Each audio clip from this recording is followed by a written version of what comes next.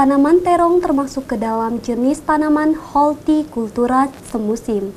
Terong adalah sayuran yang banyak dijumpai dalam sehari-hari, seperti milik Gunawan di perkebunannya, tempatnya di Desa G1 Mataram, Kecamatan Tugumulyo, Kabupaten Musirawas. Ratusan batang terong yang siap dipanen dalam masa pemanenannya mampu panen 100 kg per 3 harinya. Tanaman terong termasuk dalam jenis tanaman hortikultura semusim. Terong lalap mengandung sejumlah nutrisi yang baik untuk tubuh. Tanaman terong dapat dipanen setelah umur 40 hari sesudah tanam. Salah satu milik perkebunan warga G1 Mataram, Kecamatan Tugumulyo, Kabupaten Musirawas.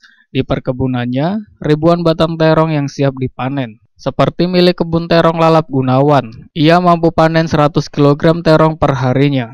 Petani terong Gunawan menyampaikan, untuk hasil terong lalapnya dalam pemanenannya menghasilkan 100 kg buah terong pemanenan dilakukan per 3 hari sekali.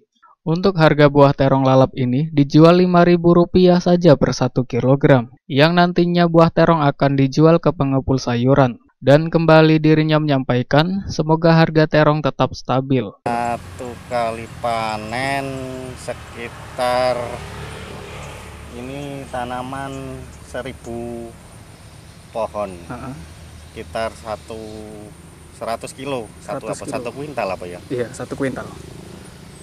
Dalam sekali panen dong ya? Iya, dalam interval 3 hari. 3 hari sekali pemanen? Iya, 3 hari sekali.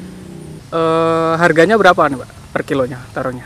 Harganya standar sini 5.000. 5.000. Ya. Oke, terima kasih. Untuk harapan kedepannya gimana Pak untuk tanaman sampean Pak?